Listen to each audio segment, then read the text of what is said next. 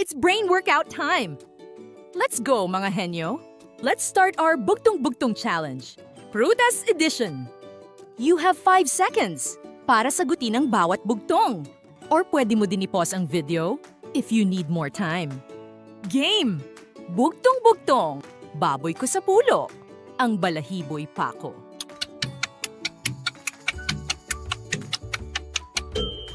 Ang sagot ay langka. Dahil sa laki ng langka, tila kasing taba ito ng baboy kapag itinabi sa ibang maliit na prutas. At ang matutulis na spikes sa balat nito ay halos kasing talas ng mga pako. Isang prinsesa, punong-puno ng mata.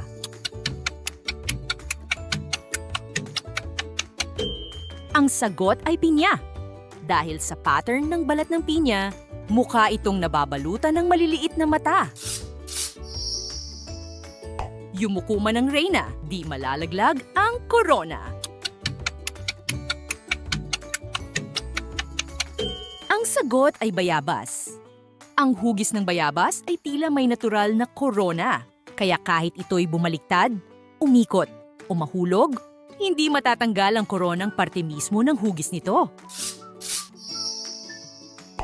Sinampal ko muna bago ko inalok. Ang sagot ay sampalok. Ito ay wordplay sa mga salitang sampal at alok. Bulaklak muna ang dapat gawin bago mo ito kainin.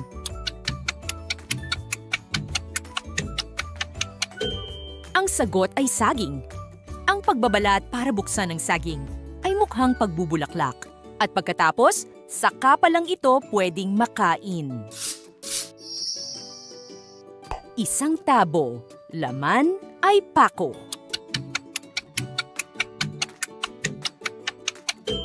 Ang sagot ay suha. Ang suha ay bilog gaya ng tabo. At kapag ito'y binuksan, tila mga pako ang laman. Ate mo, ate ko. Atin ng lahat ng tao.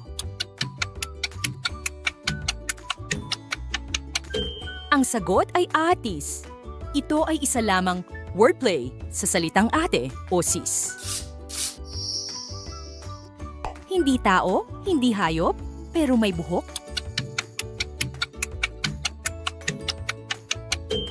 Ang sagot ay mais.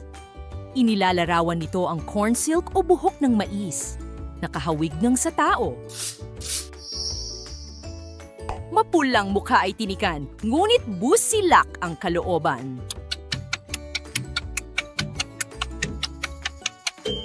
Ang sagot ay rambutan. Ang rambutan ay may mga spiky hair sa balat, ngunit ang prutas sa loob ay malambot at masarap. Langit sa itaas, langit sa ibaba, tubig ang nasa gitna. Ang sagot ay buko. Ang buko ay may puting bahagi sa itaas at ibaba na sumisimbolo sa kalangitan. At ang katas naman ay ang tubig sa loob. Hugis puso, kulay ginto, mabango kung amuyin, masarap kung kainin. Ang sagot ay mangga. Ang mangga ay kahugis ng puso natin. Nagiging kulay ginto kapag hinog at may matamis na amoy na lalong nagpapasarap kainin. Kumpol-kumpol na uling, ayon at bibitin-bitin. Ang sagot ay duhat. Ang duhat ay namumunga nang nakakumpol sa puno at ang kulay ng mga ito ay halos kasing itim ng uling. Balat niya ay berde, buto niya'y itim, at laman niya'y pula. Ang sagot ay pakwan. Ito'y literal na paglalarawan sa pisikal na itsura ng pakwan. Balat na berde, itim na mga buto, at pula ang mismong prutas nito. Nakatalikod na ang prinsesa, mukha niya'y nakaharap pa. Ang sagot ay balimbing. Ang balimbing ay maraming gilid na pare-pareho ang itsura. Kaya kahit ito'y ikutin o baliktarin, iisang mukha lang ang naihaharap nito. Butong binalot ng bakal. Bakal na binalot ng kristal.